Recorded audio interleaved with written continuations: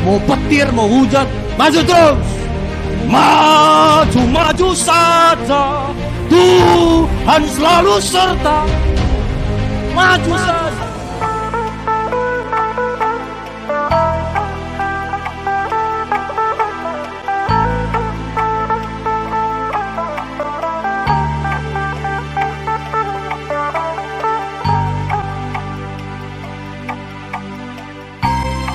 Yesaya pasal 55 ayat 8 dan 9. Kita sama-sama baca ya. 1, 2, 3 ya. Sebab rancangan-rancangan bukanlah jalanku, demikianlah firman Tuhan. Seperti tingginya langit dari bumi, demikianlah tingginya jalanku dari jalanmu, dan rancanganku dari rancanganmu. Jadi Tuhan itu punya rancangan yang kadang berbeda dengan rancangan kita. Dan rancangan kita dibanding dengan rancangan Tuhan itu, firman Tuhan bilang setingginya langit dari bumi. Jadi Tuhan itu sudah lebih paham rancangan yang terbaik buat kita. Hari ini mungkin kita cuma bisa lihat 10 meter, Tuhan udah bisa lihat berpuluh-puluh kilometer yang terbaik buat kita. Nah itu sebabnya kalaupun ada rancangan-rancangan kita yang sepertinya belum dijawab oleh Tuhan, saudara harus percaya satu hal hari ini ya. Ibrani 13 ayat 6. Kita sama-sama buka Ibrani 13 ayat 6. Sebab itu dengan yakin kita dapat berkata, Tuhan adalah penolongku. Aku tidak takut. Apakah yang dapat dilakukan manusia terhadap aku? Ini harus kuat di hati kita. Walau kadang rancangan Tuhan itu nggak sesuai seperti rancangan kita, jalan Tuhan kadang nggak sesuai dengan jalan kita. Ini yang harus kita pegang. Tuhan adalah penolongku. Aku tidak akan takut. Apakah yang dapat dilakukan manusia terhadap aku? Saya rindu hari ini kita sama-sama baca, Tuhan adalah penolongku, aku tidak akan takut. Sama-sama ucapkan 1, 2, 3. Tuhan adalah penolongku, aku tidak akan takut. Katakan sekali lagi dengan iman. Tuhan adalah penolongku, aku tidak akan takut. Apapun persoalan kita, apapun pergumulan kita, asal saudara masih percaya Tuhan penolong kita, nggak ada yang sulit. Kalaupun kadang rancangan kita gagal, asal kita percaya Tuhan penolongku, kita pasti akan terus menjalani hari-hari kita dengan bersuka cita. Kita adalah ciptaan Tuhan. Sebagai makhluk ciptaan Tuhan, kita butuh Tuhan sebagai penolong kita. Penolong kita dalam pekerjaan, penolong kita dalam rumah tangga, penolong kita dalam kesehatan, penolong dalam segala hal. Makanya kalau kita hari ini sedang berdoa dan sepertinya tidak melihat pertolongan Tuhan, tetaplah percaya Tuhan penolong kita. Karena rancangan Tuhan beda sama rancangan kita. Dengar Bapak Ibu, kalaupun hari ini Tuhan izinkan pergumulan kita lalui, biasanya itu sudah satu paket sama jalan keluar yang Tuhan berikan. Jadi percaya saja Tuhan penolongku. Nah hari ini kita mau belajar ada 3 cara Tuhan menolong kita. Yang pertama, Tuhan menolong kita itu dengan cara langsung. Kita berdoa, Tuhan tolong aku, langsung Tuhan tolong. Kisah-kisah dalam kitab Keluaran itu menceritakan bagaimana bangsa Israel keluar dari Mesir. Di tengah mereka keluar dari Mesir, mereka berjumpa dengan laut. Ada masalah. Di belakang musuh mengejar.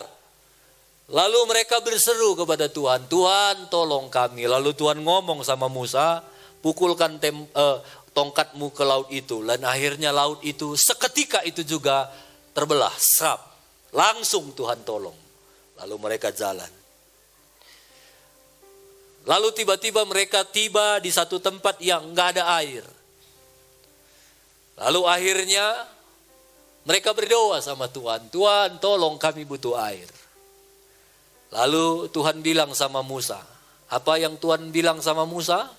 Apakan batu itu, kata Tuhan? Ayo. Tuhan bilang apa sama Musa? Musa, kau apakan batu itu supaya keluar air? Apa?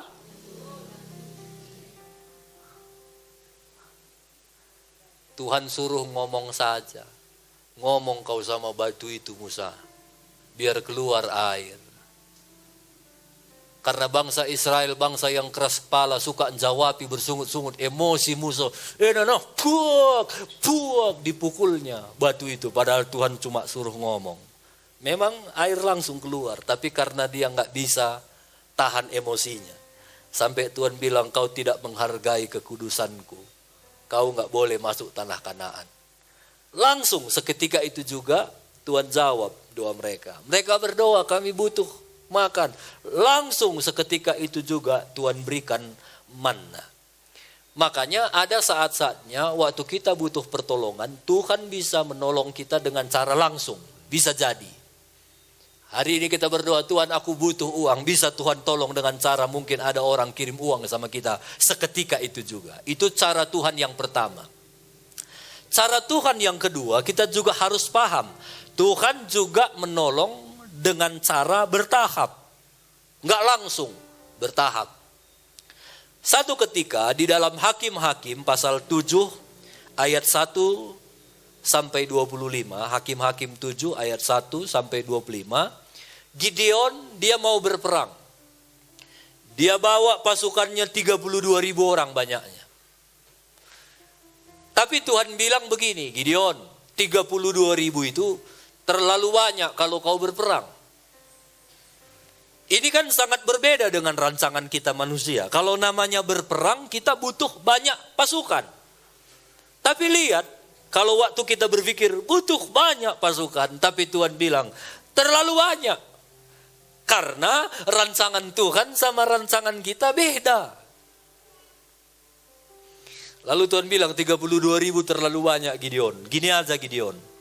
Suruh aja pulang, siapa yang takut suruh pulang. Yang berani aja ikut berperang sama kau. Ayo, siapa kalian yang berani ikut terus. Kalau yang takut-takut kalian gak apa-apa, pulang aja kata Gideon. Pulanglah 22.000 orang. Tinggallah yang berani 10.000 orang.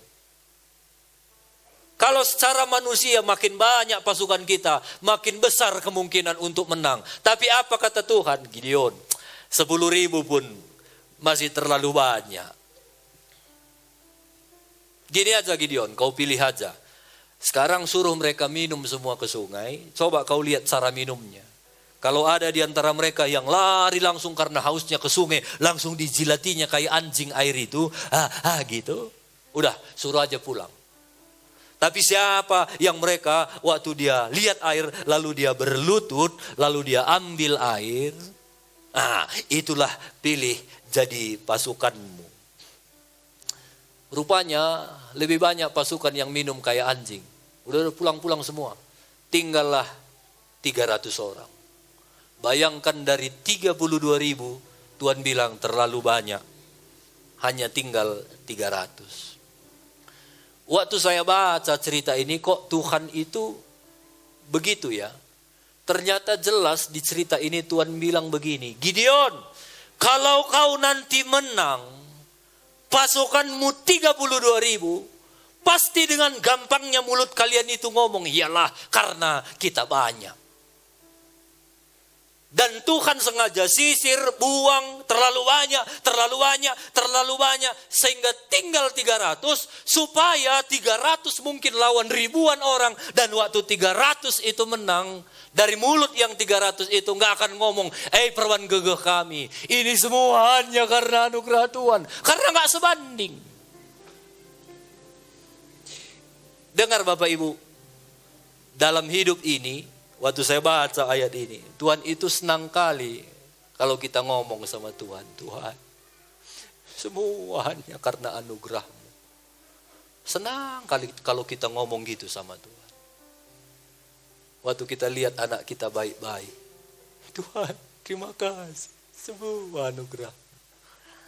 Waktu kita lihat kita masih sehat, Tuhan, semua anugerah-Mu. Tuhan senang kali kalau kita ngomong begitu. Tapi maaf. Seringkali kita sebagai anak-anak Tuhan di sini aja ngomong semua karena anugerah-Mu. Tapi tanpa kita sadari di hati kita, Endang Ngerwansa, kenapa bisa bagus semua tanamanku ini? Cocok ku bikin pupuknya di dalam. Tapi sini semua arsitekturkan Tuhan. Dan sekali lagi yang Tuhan lihat bukan di sini, tapi di sini. Gimana sikap kita menyatakan bahwa semua anugerah Tuhan. Itulah yang membuat Tuhan berkenan kepada kita. Bilang kiri kanan, jangan di mulut saja tapi dari hati. Saya sedang menunjukkan, kan bisa saja waktu itu Tuhan langsung ngomong sama Gideon, itu 32.000 terlalu banyak, udah pilih aja langsung 300. Nggak usah lewat proses minum lah, nggak usah lewat proses siapa takut pulang lah. Nah, itu cara Tuhan berproses. Artinya ada cara Tuhan itu menolong kita lewat proses. Jadi kalau hari ini kita masih berdoa dan belum dijawab Tuhan, kemungkinan bisa jadi itu Tuhan mau proses kita. Nah, banyak cerita-cerita di Alkitab ini Tuhan memproses, nggak langsung-langsung. Satu kali Tuhan ngomong sama Nabi Samuel, pergi kau ke rumah Isai. Di rumah Isai kau itu akan melantik mengurapi satu anaknya karena satu anaknya akan aku jadikan jadi raja, kata Tuhan. Tidak Tuhan sebutkan namanya. Pergilah Samuel ke rumah Isai. Lalu dia bilang, Isai, Tuhan suruh aku ke sini mengurapi salah satu anakmu untuk jadi raja. Coba mana anakmu? Datanglah anaknya yang paling tegap, paling ganteng, tinggi, Eliab namanya. Waktu Samuel lihat Eliab itu, tinggi, ganteng, tegap, berwibawa, cocok kayaknya ini jadi raja di dalam pikiran Samuel. Tapi Tuhan ngomong di hati Samuel, manusia memang melihat rupa, melihat luar, tapi aku Allahmu melihat apa yang di hati. Bukan dia, bukan Eliab. Oh, bukan ini katanya sama Isai. Yang lain ada anakmu, masuklah anaknya yang kedua, Abinadab. Wah, itu juga tegap. Lalu Samuel lihat, bukan ini kata Tuhan. Masuk lagi yang ketiga, Syama. Bukan ini, masuk terus anaknya sampai 7 anaknya keluar. Bukan ini, kata Samuel. Karena sekali lagi Tuhan itu nggak ngelihat rupa, nggak ngelihat paras, nggak lihat ucapan. Sekali lagi Tuhan lihat hati.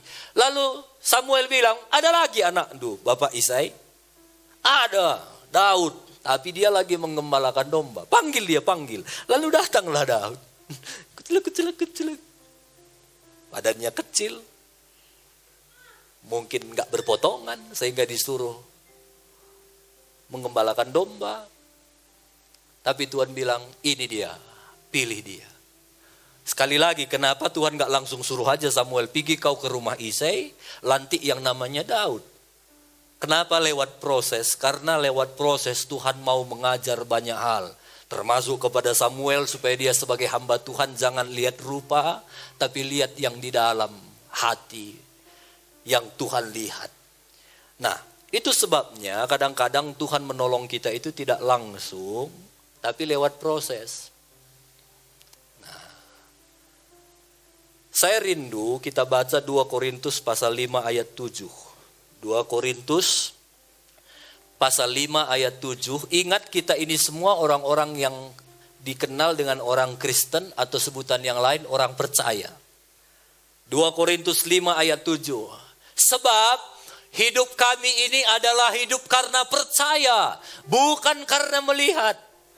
Bapak Ibu, hidup kita, perjuangan kita itu percaya, bukan karena melihat.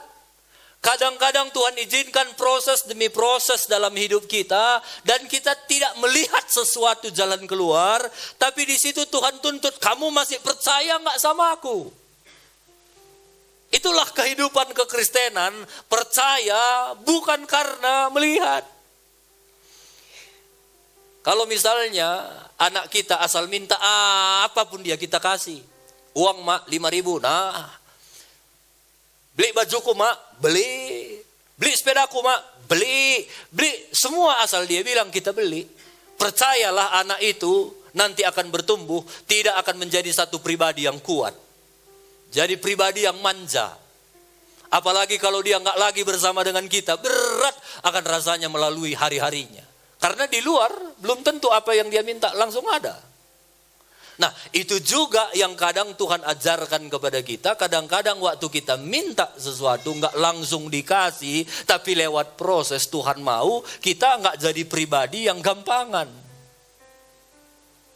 Di Eropa, kenapa hari ini banyak kekristenan itu menurun, banyak gereja ditutup, banyak gereja dijadikan bar, dan hampir susah cari orang Kristen, karena semuanya ada. Saudara sakit nggak ada uang, dibiayai negara. Kamu mau kerja nggak ada pekerjaan, nganggur kamu, digaji sama negara. Kamu nggak ke gereja pun perlu kamu surat-surat dibantu sama pemerintah. Kamu mau menikah nggak usah pun kamu gereja, bisa langsung catatan sipil, nggak perlu gereja-gereja. Makanya hari ini ngapain lagi kami ke gereja? Kami semuanya dicukupkan. Pemerintahanlah Tuhan kami dan mereka nggak perlu Tuhan. Saya ragu kalau hal itu terjadi pun di Indonesia. Akan banyak orang-orang Kristen tinggalkan Tuhan. Karena banyaknya orang ke gereja ini nggak cari Tuhan sungguh-sungguh. Dia ke gereja hanya karena mau menikah. Dia ke gereja supaya dapat surat catatan sipil.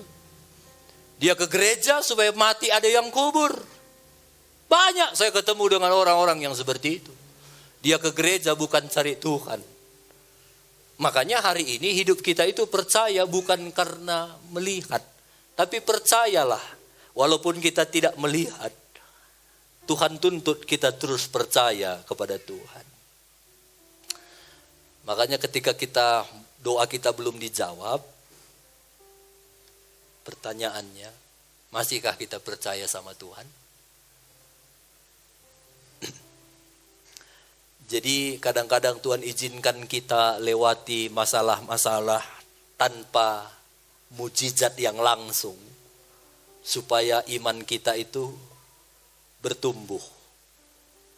Tuhan mau iman kita itu enggak hanya iman, percaya, lalu dapat mujizat, percaya begitu enggak. Sekalipun tidak ada mujizat, masihkah kita percaya? Kalau ada mujizat kita percaya kepada Tuhan, saya pikir semua bisa. Tapi kalau enggak ada mujizat, kita masih percaya kepada Tuhan, saya pikir ini hanya orang-orang pilihan yang bisa melakukan ini. Inilah orang-orang yang murni. Saya bilang inilah Kristen-Kristen yang sejati. Sadrah, Mesah, Abednego satu kali waktu diumumkan semua harus menyembah kepada patung raja, kepada raja. Kalau enggak masuk dapur api. Lalu akhirnya karena mereka itu orang-orang yang takut akan Tuhan, orang-orang yang cerdas, mereka ketahuan enggak menyembah raja itu. Akhirnya mereka diancam dimasukkan ke dapur api. Tapi mereka masih diberi kesempatan. Kau boleh enggak masuk dapur api, tapi sembah. Lalu mereka bilang begini, enggak ada gunanya raja kasih kesempatan sama kami. Tuhan kami sanggup tolong kami. Tapi sekalipun Tuhan enggak tolong kami, kami tidak akan menyembah patung raja. Kami akan tetap mengasihi Tuhan. Dan akhirnya mereka masuk dapur api. Sekalipun Tuhan enggak tolong kami, kami tetap percaya kepada Tuhan. Itu yang Tuhan tuntut. Kalau Tuhan sepertinya berproses menolong kita, masih enggak kita percaya kepada Tuhan? Banyak tokoh-tokoh yang seperti itu. Salah satunya Abraham.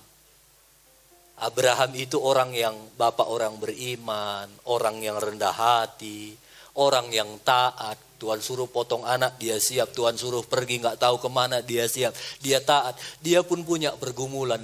Dia rindu punya anak. Tuhan, anak Tuhan. Lalu Tuhan janji, iya aku akan kasih anak kepadamu. 1 tahun dia berdoa, nggak dijawab Tuhan. 2 tahun nggak dijawab. 3 tahun nggak dijawab. 5 tahun nggak dijawab. Dia orang yang cinta Tuhan. Orang yang mengasihi Tuhan. 10 tahun nggak dijawab. 20 tahun dia berdoa, nggak dijawab. Tapi dia tetap percaya kepada Tuhan. Sampai firman Tuhan catat, Abraham tetap berharap walaupun gak ada dasar untuk berharap. Namun Abraham tetap berharap dan percaya. Sampai 25 tahun.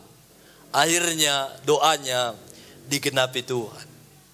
Iman kita itu sampai seperti Abraham. Sekalipun gak ada dasar untuk berharap, tetaplah berharap kepada Tuhan. Abraham gak ada dasarnya berharap. Dia lihat istrinya makin lama makin tua, makin lama makin tua, makin lama makin tua, makin lama makin tua. Gak ada lagi harapan untuk melahirkan.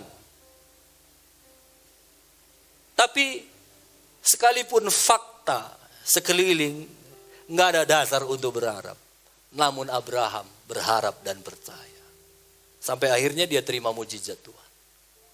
Saya gak tahu pengalaman kita mungkin hari ini sama seperti Abraham. Kita lihat situasi kiri murah, kanan gagal, belakang susah, depan masalah. Dari mana lagi aku berharap? Selama ini mungkin kita pinjam uang sama si A gampang, ini dia pun kesusahan. Mungkin selama ini itu dasar kita untuk berharap. Gak ada dasar untuk berharap. Dan kadang-kadang Tuhan izinkan sesuatu yang pahit terjadi dalam hidup kita. Supaya kita belajar sama seperti pasukan Gideon. Semua hanya anugerah Tuhan. Itu yang saya bilang, kadang kita ngomong di sini semua hanya anugerah Tuhan. Tapi di hati ini Tuhan tahu apa sebenarnya isi hati kita. Kadang-kadang hanya Tuhan, tapi di sini kalau enggak karena kekuatanku, kalau enggak karena aku, kalau enggak ini, karena kalau enggak ini ku taruh pupuknya, kalau enggak ini ku tanam, kalau enggak ini, Tuhan tahu isi hati kita. Dan kadang-kadang Tuhan izinkan, mungkin uang kita semua habis semua uang kita. Sampai betul-betul sinkron di sini sama sini. Waktu sudah habis semua. Mungkin baru di situ kita berkata, betul Tuhan. Sekarang baru aku sadar. Semua hanya kasih karunia Tuhan. Kalau dulu masih di sini karena masih banyak uang kita. Di sini belum beres Tuhan lihat. Kadang-kadang Tuhan izinkan habis semua uang kita. Supaya di sini sama di sini betul semua anugerah Tuhan. Kadang-kadang Tuhan izinkan gagal panen. Kadang-kadang Tuhan izinkan semua murah. Supaya di sini dan di sini kita berkata, Tuhan, enggak ada dasarku untuk berharap. Tapi aku tetap percaya Engkau selalu menolong aku. Jadi di setiap proses kehidupan kita, Tuhan itu sangat rindu. Kita berkata, Tuhan Engkau penolongku. Bukan di sini ya, tapi dari hati kita. Tuhan, kalau bukan karena Tuhan, enggak bisa kami hidup sampai hari ini. Kalau bukan karena Tuhan, gak mampu kami. Dan seberapa besar iman percaya kita yang terus berharap kepada Tuhan, sebegitu besarlah kekuatan yang Tuhan akan berikan dalam hidup kita. Bilang kiri kanan, sekalipun gak ada dasar untuk berharap, tetap berharap sama Tuhan.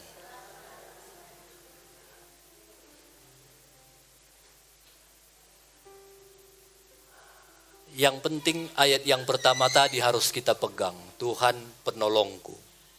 Bagaimanapun prosesnya, asal kita masih pegang Tuhan penolongku, Tuhan pasti tolong kita. Yang ketiga, Tuhan menolong kita yang pertama itu dengan cara langsung, yang kedua dengan cara proses. Tapi cara yang ketiga ini agak lain. Tuhan menolong kita dengan cara tidak menolong. Mananya om ini, entah kurang tidurnya ini. Enggak. Tuhan bisa menolong kita dengan tidak menolong kita. Di Alkitab itu ada contoh Yusuf. Waktu dia dijual abangnya jadi budak, saya percaya dia pasti berdoa, Tuhan tolong aku, Tuhan tolong aku. Apakah dia ditolong Tuhan? Tidak. Dia sampai di Mesir diperjualbelikan, akhirnya masuk di rumah Potifar. Potifar fitnah dia, istri Potifar fitnah dia, akhirnya masuk penjara. Saya percaya waktu dia difitnah dia berdoa sama Tuhan. Tuhan, aku kan orang benar, aku nggak melakukan dosa itu, tapi aku difitnah, tolong aku Tuhan. Tuhan nggak tolong. Dan akhirnya dia masuk penjara. Di penjara pun dia berdoa, Tuhan tolong aku. Nggak ada yang tolong. Dan kadang-kadang Tuhan menjawab doa kita dengan cara tidak memberikan pertolongan. Sama kayak dapur api, Sadrah, Mesakh, Abednego. Saya percaya waktu mereka diperhadapkan dengan api yang menyala-nyala itu. Dan firman Tuhan catat, sangkin murkanya raja, panaskan dapur api itu sampai 7 kali lebih panas.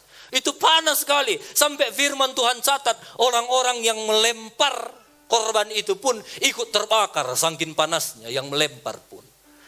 Saya percaya Sadrah, Mesakh, Abednego itu manusia biasa sama seperti kita. Waktu dia lihat dapur api, takut juga dia. Mungkin dia berdoa, Tuhan tolong kami. Tuhan tolong kami. Apakah Tuhan menolong mereka? Tidak. Mereka tetap dicampakkan ke dapur api. Yang campakkan pun mati. Waktu mereka masuk ke dapur api, di sanalah Tuhan tolong mereka. Sekali rambut pun tidak ada yang terbakar, kata firman Tuhan. Mungkin waktu orang lempar dia ke dapur api, mungkin masyarakat yang tidak mengenal Tuhan bicara, katanya Tuhan, mana Tuhannya? Tuhan sanggup menolong. Nyembah raja aja gak mau, sok-sokan kin kau. Macam paten kali kau, macam kau kali paling rohani. Lihat itu, masuk dapur api kau kan.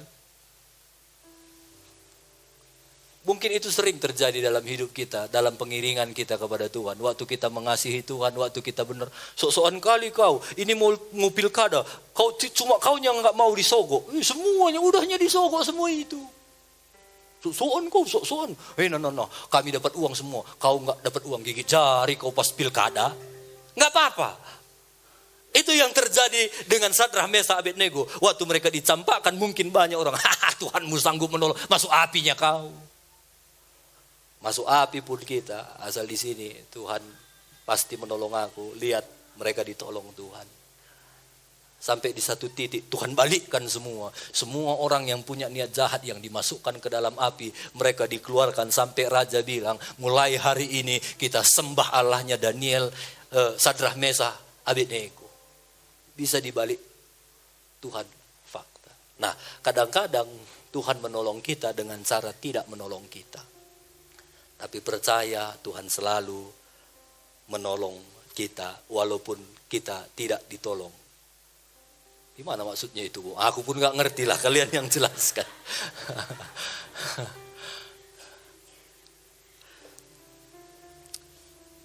Karena Tuhan itu tahu apa rancangan yang terbaik bagi kita. Kalau kita berdoa, Tuhan, aku berdoa biar ku dapat proyek itu. Lalu akhirnya kita nggak dapat proyek itu. Tuhan nggak tolong kita.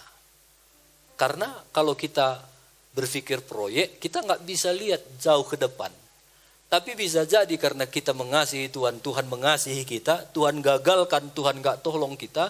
Karena mungkin Tuhan lihat kalau kita masuk dalam proyek itu, Tuhan lihat, ini bakal korupsi nanti ini. Tuhan udah lihat jadinya. Bakal gagal ini proyeknya, bakal banyak orang yang nggak benar di dalam. Banyak yang nanti akhirnya masuk penjara karena korupsi. Nggak mau aku, anakku ini masuk ke dalam, nanti dia juga ikut-ikutan masuk penjara. Udah, ku gagalkan.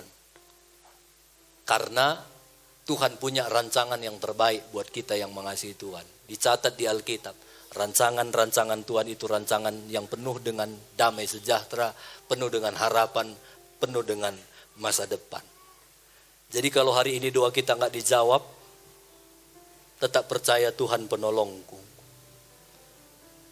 Anak-anak kami yang muda-muda yang berdoa buat jodoh, tetap percaya kepada Tuhan. Jangan jodohkanlah aku sama si Joni itu Tuhan. Si Joni itu Tuhan, jangan kami bilang begitu. Mulai belajar kehendak-Mu yang jadi Tuhan. Kadang anak-anak muda ini harus dikasih tahu. Karena kalau udah jatuh cinta itu, dikasih tahu pun gak peduli lagi. Makanya cinta itu buta kan. Pokoknya berdoa, Tuhan, aku percaya kepadamu yang terbaik. Jangan Joni Tuhan, Joni Tuhan. Tuhan, kalau sudah ada jodoh si Joni itu, putuskan Tuhan dalam nama Yesus. Supaya Joni itu sama aku Tuhan. Yang laki-laki juga gitu. Kalau sudah ada kamu lihat fotonya minggu ini, jangan Tuhan, sampai kita bikin namanya. Wati Tuhan, dalam nama Yesus. Kamu ambil pula minyak, kamu rapi pula handphone dalam. Wati jadi milikku Tuhan, Wati jadi milikku Tuhan. Pas amin kamu rupanya udah ke-scroll foto Wati, foto Joni rupanya dari tadi kamu doakan. Jangan. Pokoknya hari ini percaya Tuhan penolongku. Kalau Tuhan penolongku, jangan paksakan kehendak kita. Karena rancangan kita bukan rancangan Tuhan. Jalan kita bukan jalan Tuhan. Yakobus 1 ayat 2. Yakobus 1 ayat 2. Sampai 4. Saudara-saudaraku, anggaplah sebagai suatu kebahagiaan apabila kamu jatuh ke dalam berbagai-bagai pencobaan. Sebab kamu tahu bahwa ujian terhadap imanmu itu menghasilkan ketekunan. Dan biarlah ketekunan itu memperoleh buah yang matang, supaya kamu menjadi sempurna dan utuh, dan tak kekurangan satu apapun. Saya baca ayat ini dalam terjemahan firman Allah yang hidup. Karena itu, jika jalan kehidupan itu sulit, kesabaran atau iman saudara memperoleh kesempatan untuk tumbuh. Sebab itu biarkan iman saudara tumbuh, jangan melarikan diri dari persoalan yang saudara hadapi. Karena apabila iman saudara berkembang sepenuhnya, maka saudara akan sanggup menghadapi segala sesuatu. Saudara akan berwatak kuat tanpa celah atau kekurangan suatu apapun. Jadi firman Tuhan ini bilang, kalau ada masalah, kalau ada ujian, justru itu satu kesempatan supaya iman kita itu bertumbuh. Jadi kalau nggak ada masalah, iman kita itu nggak ada kesempatannya untuk bertumbuh. Kalau semua baik, nggak perlu kita iman. Kalau semua sehat, nggak perlu kita iman. Ada saat-saatnya waktu kita sakit, berobat, kita makan obat, nggak sembuh-sembuh. Di sana perlu iman kita bertumbuh. Di sana adalah satu kesempatan untuk iman kita itu bertumbuh. Waktu perlu anak sekolah, kita berdoa, Tuhan aku butuh uang anak sekolah. Nggak ada uang anak sekolah. Di sanalah, ayo kita belajar praktek. Pakai iman kita, percaya nggak kita sama Tuhan? Dan kadang-kadang Tuhan izinkan masalah itu terjadi dalam hidup kita. Kita doanya nggak dijawab oleh Tuhan. Supaya kita itu belajar percaya sama Tuhan. Saya udah cerita, saya dari kecil itu diajar untuk nggak selamanya kebutuhan saya dipenuhi, kemauan saya dipenuhi. Kalau kebutuhan pokok memang dipenuhi, tapi kalau keinginan, beli sepeda, beli drum, saya udah cerita ya, nggak dipenuhi. Orang tua saya bilang, berdoa anakku. Dia nggak bilang nggak ada uang kita. Jadi orang-orang tua di sini kalaupun nggak ada uang, kalau anak kita minta, berdoa anakku.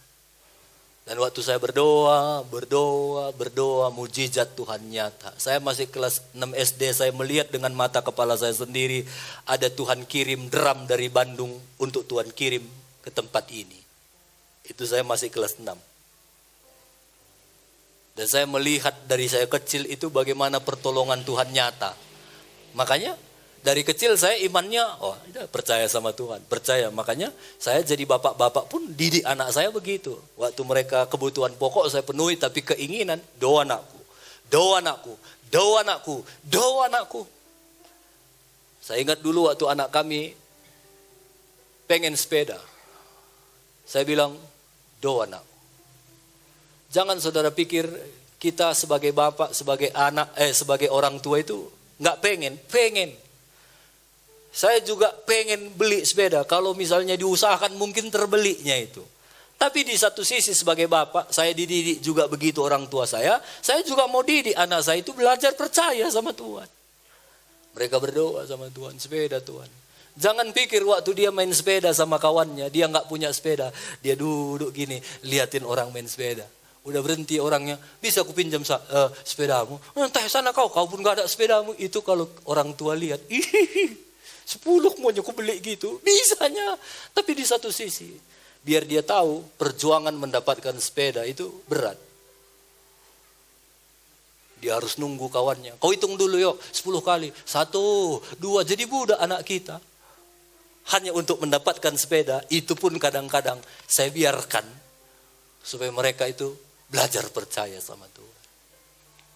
Sampai di satu titik kami pergi belanja ke Alfamart. Dia bilang, kak, datang ya ke Alfamart. Ini ada hadiah buat kalian. Lalu kami pergi ke Alfamart. Dan dapat hadiah sepeda. Sepedanya nggak pernah kami pikirkan. Tapi justru apa yang di pikiran anakku yang nggak pernah dia ucapkan sama kami, itu yang Tuhan berikan. Anakku itu suka kali warna pink. Dia dapat sepeda pink semua. Bannya itu lesnya pink, boncengannya pink, tempat duduknya pink, stangnya pink, keranjangnya pink. Nggak pernah kami pikirkan. Dan waktu dia lihat itu, inilah anakku, asal kau berharap sama Tuhan, Tuhan bisa berikan.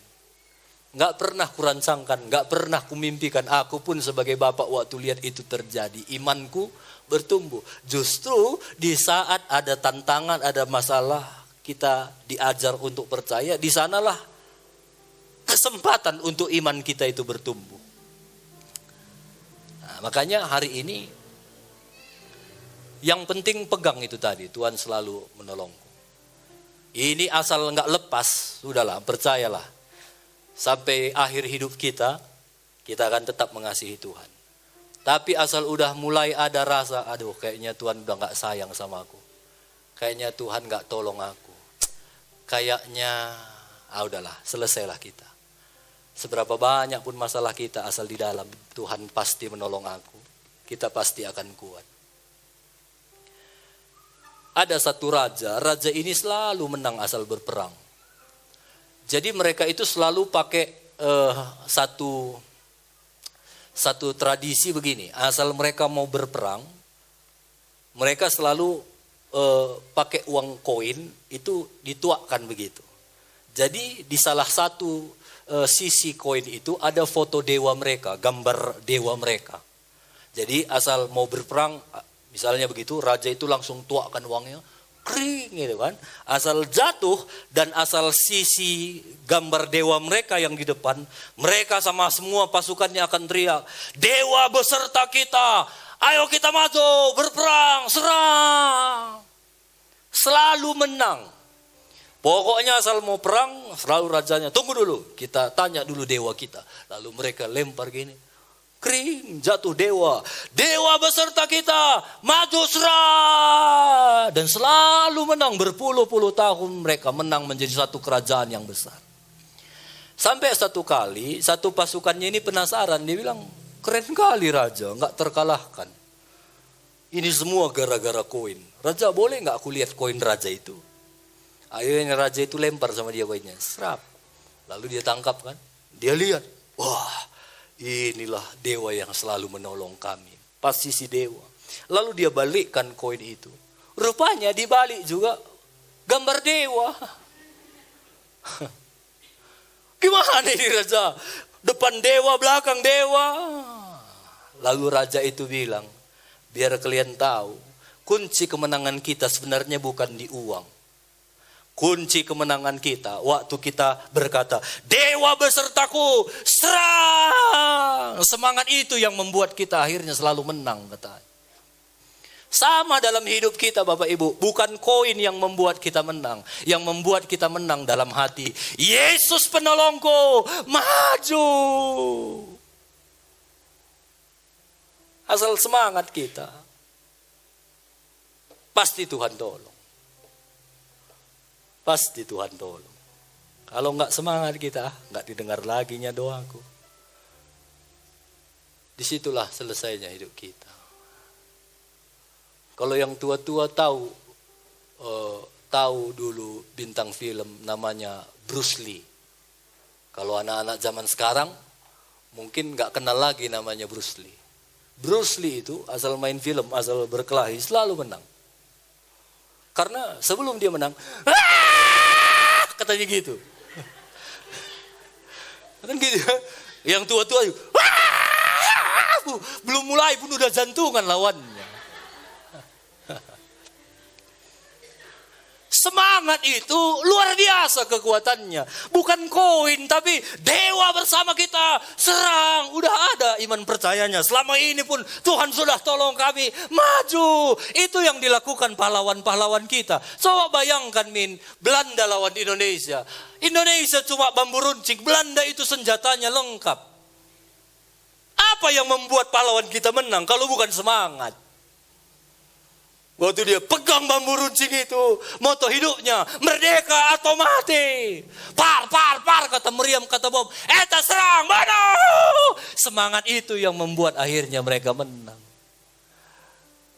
Pistol pun senjatanya.